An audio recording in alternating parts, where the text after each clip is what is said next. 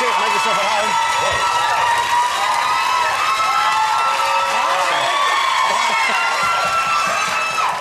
Wow!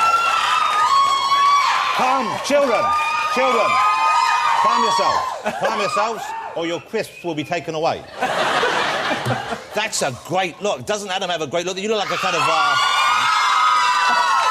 you look like a sort of funky funeral director. Oh, thank you. You look like a dead politician. Well, thank you very much indeed. Now, listen. Hey, Adam. Hey. This is quite some look going on here. This is a distinct and individual appearance you have. You style yourself, you have other people do this for you. Well, what goes into making Adam Lambert look spectacular before he walks out the door in the morning? Well, I have a lot of people... Cryogenics? No, that's you. No, I have a lot of people to help me. You say you have a team? Yeah. It's all teamwork. They put my options out in front of me, and then I dictate with a big smile on my face. They like clothes out there, or they what do they do? Yeah, on a rack, outfits? on a rolling rack. Okay. And then the hair and the makeup, is that some days is it up, some days is it down? What goes on? Yeah, with variety is good. What do you prefer? Lately up. Lately up. Yeah. Adam, so let's get the Adam Lambert story out of the way, because we have a lot of people in here who know who you are, who love who you are. They're fans of you. You didn't win American Idol. No. You've done fantastically well, but you didn't win. You came second, I believe. Now, how does that work? How does it that the person who comes second does as well as you? And how did you feel when you didn't win?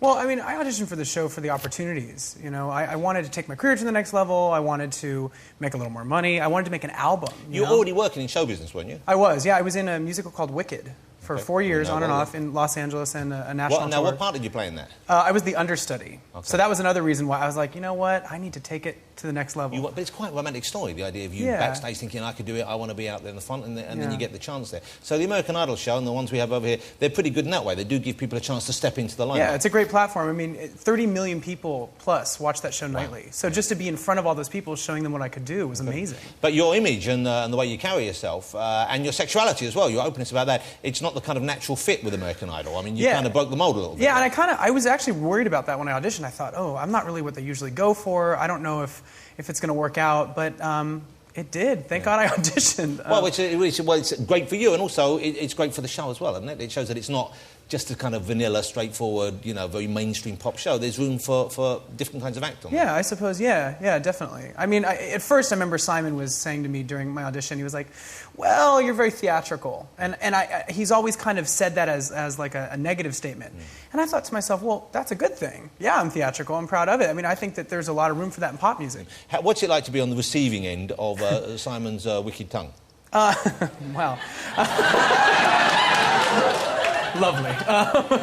No, I think I respect his honesty. I mean, I like that. I like when someone's up front. And doing theater for years, you're used to having a director give you notes, and it's very similar. And I didn't take it personally. You had the thick enough skin to deal with it. Yeah, it's an opinion. It's subjective, Yeah. He gave you, I believe, though, a standing ovation after one performance. Yeah. Well, that's not something you get every day. Yeah, that was really sweet of him, and I'm glad he liked the song. Yeah. Which song did you choose? That was Mad World by Tears for Fears. Okay, you did a very... I've YouTubed you, and I saw the version of that, and it's a lovely version. It's a great song, and of course yours was more like the one from Donnie Darko, of course. Yeah. We have J. Kidd. I know, right? Small World. It's all Darko? connected. Yeah, I loved the movie. It's a great film, isn't it? Yeah. Okay, now, please don't take this the wrong way, but you're wearing a little bit of makeup. Just a bit. Just a bit. You put this on yourself, or you have... Today I had a great professional do it for me. Yeah. When you're going out in the morning, if you're popping out to get a pint of milk or something, do you put a bit of pan stick on? Do you have a little bit of touche éclat? Do you like a little bit of guy liner? You know your products, sir. God, well, this don't come cheap. No, I mean, if I'm just doing like regular everyday activities and I know I'm not going to be on camera, I just put a baseball cap on and some Ugg boots. So what age did you realise that you wanted to be in show business? What age did you realise that, and at what time did you think, okay, I want to be more of a flamboyant performer? When did that all kind of come together for you? I think I've always been kind of flamboyant from childhood. Every day was Halloween. I always had a costume box out. I was always putting capes on and playing with makeup in the mirror. It's kind of just always been that way. Okay. And my parents put me in a theater group when I was about 10 years old to kind of channel some of that excess energy. And I just kept at it in high school. It was great for me because I was different, and I felt a little strange, and I was a little chunky gay boy in the closet. And chunky? Chunky. So I was about 245 pounds. Wow, now hold it in English, because we don't do the pounds Yeah, with so much. stones or something? Yeah. 210 is 15 stone, so that you were about, what, 17 or 18 stone? Yeah. Well, and were you as tall as you are now, I guess? Yeah. You're pretty tall, but you were 18 stone, but you were something of a large fella. You were a porker, as we Yeah, I was a call it. porker, yeah. Lots of fat, I was eating my feelings, you know? Lots of emotional eating. Going on? Yeah. Tell me about it. What kind of stuff were you eating? You were really... Lots of fast food, lots of burgers. And so you basically cut the junk food out? Yeah. Worked out, that kind of stuff as well? Yeah, just, changed my habits. And also, finally kind of embraced who I was, with my sexuality and all that, and I felt better. Was this because you were not unhappy, but you were uncomfortable coming out at that stage? Is that what it was, maybe? Well, I went to a high school. I didn't know anybody else gay. I did have really liberal parents that were really cool, but it was hard. Did they know? Because sometimes parents, I think, do know in advance before. The minute we talked about it at age 18, my mom was like, "Well, I figured."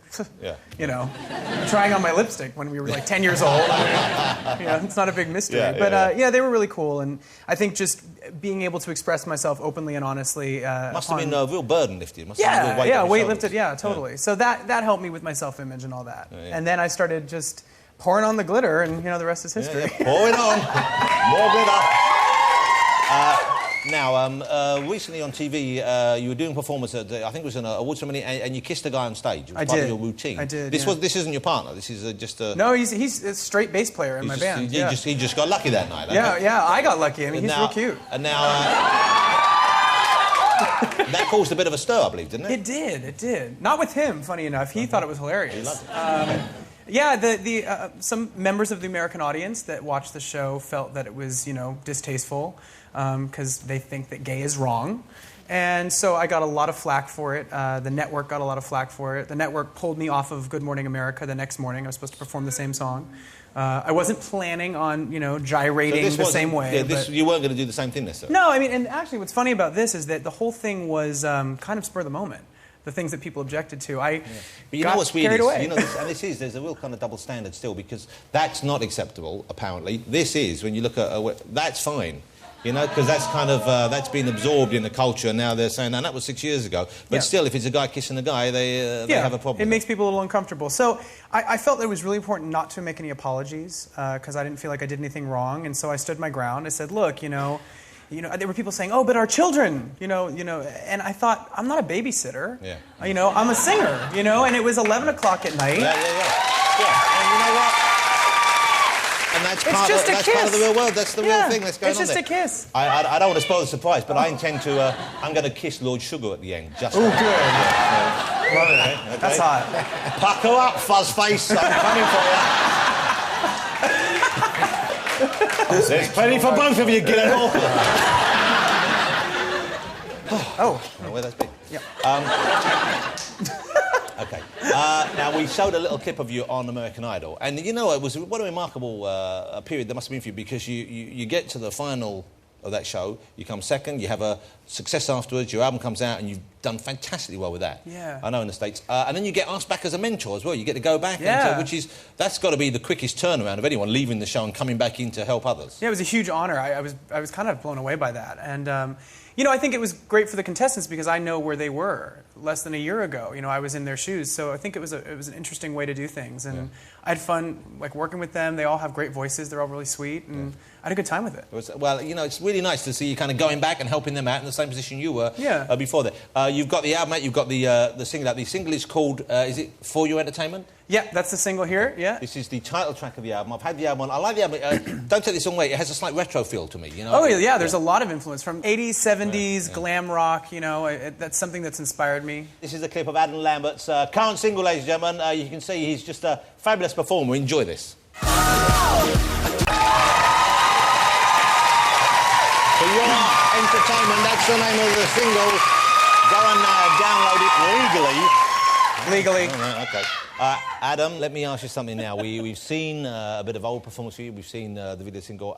You're not performing here on the show tonight as such, but I know a lot of people have tweeted me and said, couldn't Adam sing a little something? He can't do a pop song here, but I asked him and he said he would do a little something at the desk for us here, a little bit of singing, a little bit of a cappella. Yeah. Which is, you've got to have the confidence.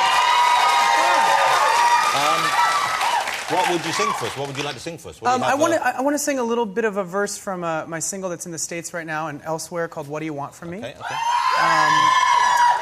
You need any help from me? No, I think it'll be good. It's a lyric that really resonates with me. Okay, so this is from the current American single, What Do You Want From Me? Ladies and gentlemen, a little bit of Adam Lambert, just singing live for you, cappella style here on the couch. All right. It goes, yeah, it's plain to see that, baby, you're beautiful, and there's nothing wrong with you. It's me. I'm a freak, yeah. Thanks for loving me, 'cause you're doing it perfectly. Well, that was quite romantic. Beautiful. What a lovely voice, what a lovely guy. Ladies and Mr. Adam Lambert. Thank you. Adam, great. Thanks for coming on the show. Thank you so much. I appreciate it. Adam Lambert, ladies and gentlemen.